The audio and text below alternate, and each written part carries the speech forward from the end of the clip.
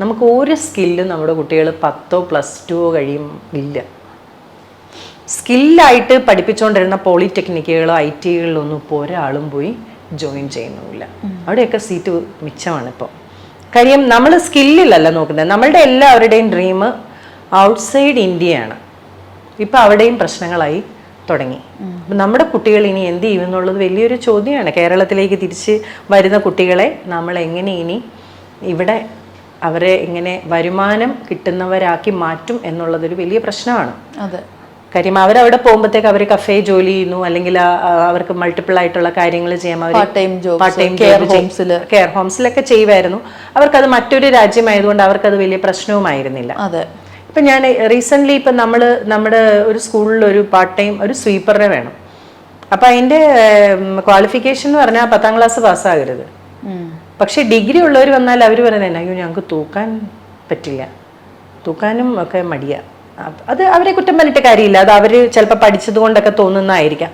ആരെയും ഞാൻ കുറ്റം പറയുന്നതല്ല. പക്ഷെ ഞാൻ പറയുന്നതെന്ന് വെച്ചാൽ അതിലേക്ക് ആ മൈൻഡ് സെറ്റ് നമുക്ക് വരില്ല. അല്ല, ഞാൻ ചോദിക്കട്ടെ, എനിക്ക് തോന്നുന്നത് നമ്മുടെ നാട്ടിൽ പക്ഷെ കൂടുതലും ആളുകളെ അവർ ചെയ്യുന്ന ജോലി വെച്ചിട്ട് റെസ്പെക്ട് കൊടുക്കുക. അപ്പൊ അതുകൊണ്ടും കൂടി ആയിരിക്കും പുറത്തെ രാജ്യങ്ങളിലൊക്കെ പോവാണെങ്കിൽ നമ്മള് എന്ത് ജോലി ചെയ്താലും റെസ്പെക്ട് ഉണ്ട്, നല്ലപോലെ ഏൺ ചെയ്താൽ മതി. പക്ഷെ ഇവിടെ ഇപ്പൊ ഞാൻ റീസെന്റ് കാണുന്നുണ്ട് ഈ ഫുഡ് ഡെലിവറി ബോയ്സിന്റെ അടുത്തൊക്കെ ഒരു പ്രത്യേക തരത്തിലുള്ള അവരെ കൊണ്ട് ഫുഡ് ഓർഡർ ചെയ്യിപ്പിച്ച് അവരിത് കൊണ്ടുവരുമ്പോഴത്തേക്ക് അവർക്ക് ആ ഫുഡ് തിരിച്ചു കൊടുക്കുക, അവരെ കൊണ്ട് കഴിപ്പിക്കുക, ഒരു സെന്റിമെന്റൽ അപ്രോച്ച് അവരോട്. അതുപോലെ പല പല ഇപ്പം വീട്ടിലൊരു മെയ്ഡായിട്ട് വരുന്ന ആളോട് നമ്മളൊരു റെസ്പെക്ട്. ഒരു എക്സാമ്പിൾ, ഇപ്പൊ ഒരു ഓഫീസ് ആണെങ്കിൽ പോലും അവിടുത്തെ സെക്യൂരിറ്റിക്ക് 20,000 ആയിരിക്കും. അവിടെ മേ ബി ജസ്റ്റ് കയറിയ ഒരു സ്റ്റാഫിന് 15,000 ആയിരിക്കും.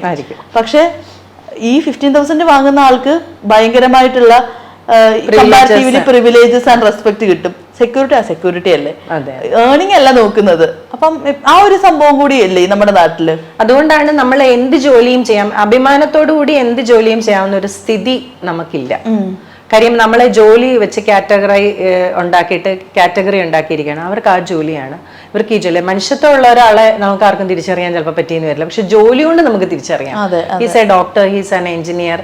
പക്ഷെ മനുഷ്യത്വമുള്ള ഒരു സാമൂഹ്യ പ്രവർത്തനം നല്ല രീതിയിൽ നടത്തുന്നവർ ചിലപ്പോൾ വിളിച്ചത് പോലും അവർക്ക് വരാൻ പറ്റിയെന്ന് വരില്ല. അപ്പം വിദ്യാഭ്യാസവും സമൂഹവും ഇന്നിപ്പോൾ പഠിച്ചിറങ്ങുന്ന കുട്ടികൾക്ക് എനിക്ക് തോന്നുന്നില്ല പണ്ട് പഠിച്ചിറങ്ങിയവരുടെ അത്രയും പോലും ചില കാര്യങ്ങളിൽ ധാരണകളില്ല. ഇപ്പം നമ്മൾ വെറുതെ ഒന്ന് കേരള സിലബസിലെ ബുക്കുകളൊക്കെ എടുത്തു നോക്കണം.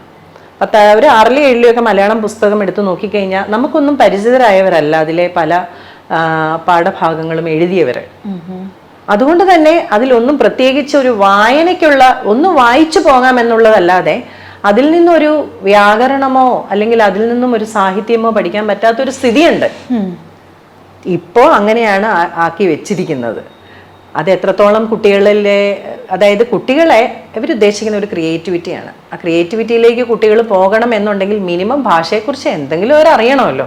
അപ്പം അതറിയാതെയുള്ള ഒരു ക്രിയേറ്റിവിറ്റിയിലേക്ക് പെട്ടെന്ന് ഇവരെ കൊണ്ടുവരാനുള്ളൊരു ശ്രമമുണ്ട്. ചിലപ്പം അടിസ്ഥാനപരമായിട്ട് അതിനകത്തൊരു മാറ്റം വരുത്തിയാൽ നമുക്ക് കുറച്ചും കൂടെ നല്ല രീതിയിൽ അത് കൊണ്ടുപോകാം. അപ്പം നമ്മൾ ബേസിക്കലി ഞാൻ ഫോക്കസ് ചെയ്ത 2 കാര്യങ്ങൾ, ഒന്ന് ഫുഡ് ആൻഡ് എഡ്യൂക്കേഷൻ. ഇപ്പം എഡ്യൂക്കേഷൻ്റെ കാര്യത്തിൽ നോക്കിക്കഴിഞ്ഞാൽ ഞാൻ സക്സസ് ആയെന്ന് ഞാൻ പറയും. കാര്യം എന്നാന്ന് വെച്ചാൽ ഒരാൾ നല്ല ജോലി ചെയ്യുന്നു, മറ്റുള്ളവർ നന്നായിട്ട് പഠിക്കുന്നു. 3 ചെറിയൊരു മോനുണ്ട്, അവൻ 6ൽ പഠിക്കുന്നു. അവന് കുറച്ച് ബുദ്ധിമുട്ടുള്ളത് ഹിന്ദിയും മലയാളവും മാത്രമാണ്. മൊത്തം 4 പേരാണല്ലേ? മൊത്തം 4 പേരാണ്. അപ്പോൾ അവരുടെയൊക്കെ ഭക്ഷണ കാര്യത്തിലൊക്കെ വളരെ ശ്രദ്ധ കൊടുത്തതുകൊണ്ട് അവരിപ്പോൾ എന്നെ ചിലപ്പോൾ വഴക്കൊക്കെ പറയാറുണ്ട്, ഉമ്മച്ചി ഞങ്ങളെ സെൻസിറ്റീവ് ആക്കിയതുകൊണ്ട് ഞങ്ങൾക്ക് ചിലതൊന്നും പറ്റില്ല. അതങ്ങനെയാണ് ബോഡി. നമ്മൾ ഒരു കാര്യം അപ്ലൈ ചെയ്തുകൊണ്ടിരിക്കുമ്പോൾ ബോഡി അതിന് യൂസ്ഡ് ആവും. പക്ഷെ അതിന് സൈഡ് ഇഫക്റ്റ് ഇല്ലയെന്ന് നമുക്ക് പറയാൻ പാടില്ല, ഉണ്ട്. പക്ഷെ അത് നമ്മൾ അറിയിച്ചു തരുന്നുണ്ട്. അത് അറിയിച്ചു തരുന്ന സമയത്ത് നമ്മൾ അതിനെ കെയർ ചെയ്തിട്ടില്ല എന്നുള്ളതാണ്. അപ്പം പിന്നെ ബോഡി എന്ത് ചെയ്യുന്ന പറഞ്ഞാൽ ആ സൈൻ അങ്ങോട്ട് കുറയ്ക്കും. പിന്നെ നമ്മൾ അതിനകത്ത് യൂസ്ഡ് ആവും. പിന്നീട് ഒരു ബോംബ് പൊട്ടുന്ന പോലെ പല പ്രശ്നങ്ങൾ നമുക്ക് ഉടലെടുക്കുമ്പോഴാണ് നമ്മൾ അറിയുന്നത്. ഞാൻ പറഞ്ഞത് ഇപ്പം സിട്രസിൻ, എല്ലാവരും തുമ്മൽ വരുമ്പോഴേ ഒരു സിട്രസിൻ, പാരസെറ്റമോൾ ഒരു പനി വരുമ്പോൾ നമ്മൾ മനസ്സിലാക്കേണ്ടത്, നമ്മൾ ഭക്ഷണം ചിലർക്ക് ഒരിക്കലും അവരുടെ ഒരു ഫുഡ് ഹാബിറ്റ് ഒന്നും മാറ്റാൻ പറ്റിയെന്ന് വരില്ല. ഞങ്ങൾ ഇതൊക്കെ കഴിക്കുള്ളൂ. ശരി, നിങ്ങളിത് കഴിക്കുന്നു, നിങ്ങളിത് കഴിച്ചു വരുമ്പോൾ നിങ്ങൾക്കൊരു അസുഖം വരുന്നു. നിങ്ങൾ അസുഖത്തെ എങ്ങനെ കൈകാര്യം ചെയ്യുന്നു എന്നുള്ളതാണ് വളരെ പ്രധാനം. അതായത് നമ്മൾ വളരെ ഫ്രൈഡ് ആയിട്ടുള്ള ഫുഡ് കഴിച്ചു വരുന്നു, നമ്മുടെ വയറിന് അസ്വസ്ഥത വരുന്നു, നമ്മൾ എന്ത് ചെയ്യും?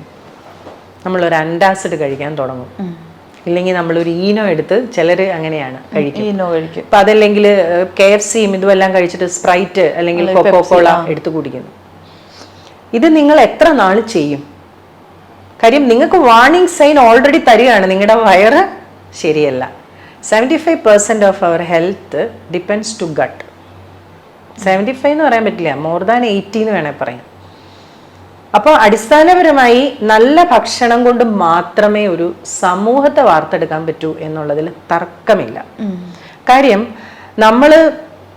നമ്മളിപ്പോൾ ഈ റീസെൻ്റ്ലി പത്രവാർത്തകളിലെല്ലാം നിറഞ്ഞത് എന്താണ്? നമ്മുടെ സിസ്റ്റം എററാണ്. എന്ത് സിസ്റ്റമാണ് എറർ എന്ന് പറയുന്നത്? നമ്മുടെ ഗവൺമെന്റ് സിസ്റ്റം എററാണ്. എന്തിൽ? പ്രത്യേകിച്ച് ആരോഗ്യ വകുപ്പിലെ, അല്ലേ? പക്ഷെ നമ്മുടെ സിസ്റ്റം ശരിയാണോ? ഇപ്പൊ ഇൻഡിവിജ്വൽസിനെ എടുത്ത് നോക്കിയാൽ whether their system is okay, നമ്മളൊന്ന് നോക്കിക്കുക. ഇപ്പൊ എന്റെ സിസ്റ്റം ശരിയാണോ എന്ന് ആർക്കാണ് അറിയാൻ പറ്റുന്നത്? എനിക്കല്ലേ അറിയാൻ പറ്റുള്ളൂ. എന്റെ സിസ്റ്റം ശരിയല്ല എന്ന് അറിഞ്ഞുകൊണ്ട് തന്നെയാണ് ഞാൻ പലതും കഴിക്കുന്നതും ജീവിതശൈലി മാറ്റാതെ തുടരുന്നതും, അല്ലേ? അപ്പൊ ആദ്യം ആര് മാറണം? ഒരു സമൂഹം ആരോഗ്യകരമായി പോകണമെങ്കിൽ ബേസിക്കലി നമ്മൾ വ്യക്തികൾ മാറണം. അപ്പൊ എന്നോട് ആദ്യം നൂർജഹാൻ ചോദിച്ചതുപോലെ എങ്ങനെ പരാജയപ്പെട്ടു, അല്ലേ? നാച്ചുറൽ എഡിബിൾസ് എന്ന് പറയുന്ന ഒരു ബ്രാൻഡ് ഫുൾ സ്റ്റോപ്പ് ഇട്ട പോലെ ഞാൻ ഒരു സമയത്ത് നിർത്തി. നോട്ട് ബിക്കോസ് ഇപ്പൊ എനിക്കൊരു ഇൻവെസ്റ്റർ കിട്ടാഞ്ഞിട്ടൊന്നുമല്ല. ഇൻവെസ്റ്ററെയൊക്കെ ഞാൻ തപ്പി കിട്ടുമായിരുന്നു. ഇൻവെസ്റ്റേഴ്സ് വന്നിട്ടുണ്ട്, ഇവിടുത്തെ പ്രബലരായ ആൾക്കാര് ഇൻവെസ്റ്റ്മെന്റിന് വന്നിട്ടുണ്ട്. പക്ഷെ എനിക്ക് 100% ഉറപ്പാണ് അവർ തുടരില്ല. ഞാൻ നേരിട്ട ഏറ്റവും വലിയ പ്രശ്നം അതാണ്, ഇൻവെസ്റ്റേഴ്സ് തുടരില്ല. കാര്യം ഇതിനങ്ങനെ ഒരു മാജിക് കാണിച്ചിട്ട് കൊണ്ടുവന്ന് നമുക്ക് ഒരു ലാഭം ഉണ്ടാക്കാനൊന്നും പറ്റില്ല. ബിക്കോസ് ഞാൻ എടുക്കുന്നതെല്ലാം ഡയറക്റ്റ് ഫ്രം ഫാമേഴ്സ് ആയിരുന്നു. എനിക്കൊരു ഡിസ്ട്രിബ്യൂട്ടർ ഇല്ല, ഒരു മീഡിയേറ്റർ ഇല്ല, ഒന്നുമില്ല. ഞാൻ പോയി ഡെവലപ്പ് ചെയ്തിട്ടുള്ള ഫാമേഴ്സിൻ്റെ അടുത്ത് ഞാൻ പ്രൊഡക്റ്റ് എടുത്തു. അപ്പൊ അത് വാങ്ങാൻ ആര് തയ്യാറാവണം? വ്യക്തികൾ തയ്യാറാവണം. ഒരു വ്യക്തി ഒരു ദിവസം ഇത് കഴിച്ചാൽ മതിയോ? ഇതൊരു ഹാബിറ്റായി മാറുന്നില്ല, അല്ലേ? നമ്മൾ പിള്ളേരെ ബൂസ്റ്റ് കുടിപ്പിക്കുന്നു, ഹോർലിക്സ് കുടിപ്പിക്കുന്നു, ബോൺവിറ്റ കുടിപ്പിക്കുന്നു. പണ്ടൊരു മാൾട്ടോവ ഉണ്ടായിരുന്നു. കുറെ കാലം കഴിയുമ്പോൾ ഇതൊക്കെ കുഴപ്പമാണെന്ന് വരും. അപ്പൊ ഇതൊക്കെ ഓൾറെഡി നമ്മൾ കുടിച്ചു കഴിഞ്ഞു, ഇല്ലേ? അപ്പം നമ്മുടെ ഒരു ഹാബിറ്റിൽ എവിടെയും പ്രയോറിറ്റിയിൽ എവിടെയും നമുക്ക് സെൽഫായിട്ട് അത് തോന്നുന്നില്ല, ഇല്ലേ? ഞാൻ നല്ല ഭക്ഷണം കഴിക്കണം, അതിനാകുന്ന പൈസ ആയിക്കോട്ടെ എന്ന് തീരുമാനിക്കുന്നില്ല. അപ്പൊ നമ്മൾ ഈ പറഞ്ഞ പോലെ ഇപ്പൊ കണ്ടിട്ടില്ലേ പെട്ടെന്ന് മെലിയുന്ന സിസ്റ്റം? ആരെയൊക്കെ ശ്രദ്ധിച്ചിട്ടുണ്ട് അങ്ങനെ, അല്ലേ? എല്ലാവരും പെട്ടെന്ന് ആർട്ടിസ്റ്റുടെ ഖുഷ്ബുവിന്റെ ഒക്കെ ഒരു പെട്ടെന്നുള്ള ഒരു മേക്ക് ഓവർ. ഇപ്പം നമുക്ക് ഖുഷ്ബു എങ്ങനെ മെലിഞ്ഞു എന്നുള്ളത് ഡയറക്റ്റ്ലി അറിയില്ല. പക്ഷേ അവരുടെ ക്രേവിങ്സിനെ കുറയ്ക്കുന്ന ഒരുപാട് ഇഞ്ചെക്ഷൻസ് ഉണ്ട് ഇപ്പം. മനസ്സിലായോ? അതായത് ഇപ്പം ചിലർക്ക് ടെൻഷൻ വരുമ്പോൾ ഭക്ഷണം കഴിക്കണം, അല്ലേ?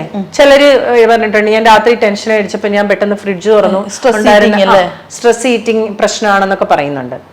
അപ്പം അങ്ങനെയുള്ള ക്രേവിങ്സിനെ പിടിച്ചു നിർത്തുന്ന രീതിയിൽ വലിയ തുകയ്ക്ക് ഇഞ്ചക്ഷൻ എടുക്കുന്നവരുണ്ട്. ഇഞ്ചക്ഷൻസ് ഒക്കെ ഒരു കുഴപ്പമില്ലാതെ എടുക്കുന്നേ. പക്ഷെ അവരോട് നമ്മളൊരു 2 നേരം കരിക്ക് വാങ്ങിച്ചു കുടിക്കാൻ പറഞ്ഞാൽ അവർക്കത് പറ്റുകയെന്ന് പറയും.